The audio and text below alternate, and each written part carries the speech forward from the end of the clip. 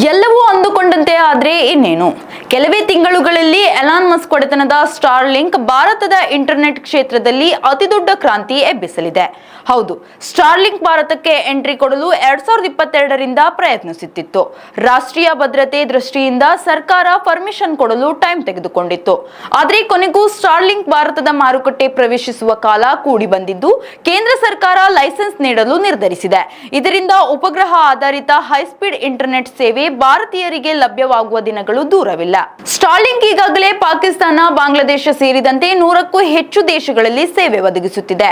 Network ಇಲ್ಲದ ಪ್ರದೇಶಗಳಲ್ಲೂ ಹೆಚ್ಚು ವೇಗದ ಇಂಟರ್ನೆಟ್ ಹಾಗೂ ಅನ್ಲಿಮಿಟೆಡ್ ಡೇಟಾ ಸೇವೆ ಒದಗಿಸುವುದು ಸ್ಟಾರ್ಲಿಂಕ್ ಉದ್ದೇಶ. ಉಪಗ್ರಹ ಇಂಟರ್ನೆಟ್ ಸೇವೆಗಾಗಿ ಭಾರತ ಸರ್ಕಾರದಿಂದ ಅನುಮೋದನೆ ಪಡೆದ 3ನೇ ಕಂಪನಿ ಸ್ಟಾರ್ಲಿಂಕ್ ಆಗಿದೆ.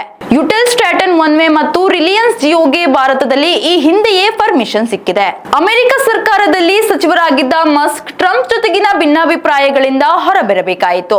ಮಸ್ಕ್ ಎಕ್ಸಿಟ್ ಆದ ಬಳಿಕ ಅವರ ಕಂಪನಿಯ ಷೇರುಗಳು ಪಾತಾಳಕ್ಕೆ ಕುಸಿದವು. ಈ ನಡುವೆಯೇ ಭಾರತಕ್ಕೆ ಎಂಟ್ರಿ ಕೊಡಲು ಅನುಮತಿ ಸಿಕ್ಕಿರುವುದು ಕುತೂಹಲಕ್ಕೆ ಕಾರಣವಾಗಿದೆ.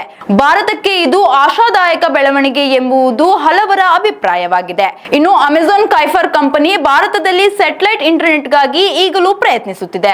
ದೇಶದಲ್ಲಿ ಸುಮಾರು 900 ಮಿಲಿಯನ್ ಇಂಟರ್ನೆಟ್ ಬಳಕೆದಾರರನ್ನು ತಲುಪುವ ಗುರಿಯನ್ನು ಸ್ಟಾರ್ಲಿಂಕ್ ಹೊಂದಿದೆ.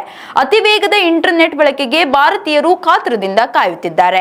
ಈ ಮಧ್ಯೆ ಸ್ಟಾರ್ಲಿಂಕ್ ಸರ್ವಿಸ್ನ ದರಗಳು ಎಷ್ಟಿರಬಹುದು, ಇಂಟರ್ನೆಟ್ ಸ್ಪೀಡ್ ಎಷ್ಟಿರಬಹುದು, ಗ್ರಾಮೀಣ ಪ್ರದೇಶಕ್ಕೂ ಹೇಗೆ ಇಂಟರ್ನೆಟ್ ತಲುಪಬಹುದು, ಅಷ್ಟಕ್ಕೂ ಸ್ಟಾರ್ಲಿಂಕ್ ಸೇವೆ ಭಾರತಕ್ಕೆ ಯಾವಾಗ ಲಭ್ಯವಾಗಬಹುದು? ಇಂತಹ ಇಂಟ್ರೆಸ್ಟಿಂಗ್ ಪ್ರಶ್ನೆಗಳಿಗೆ ಇನ್ನಷ್ಟು ಉತ್ತರ ಸಿಗಬೇಕಿದೆ.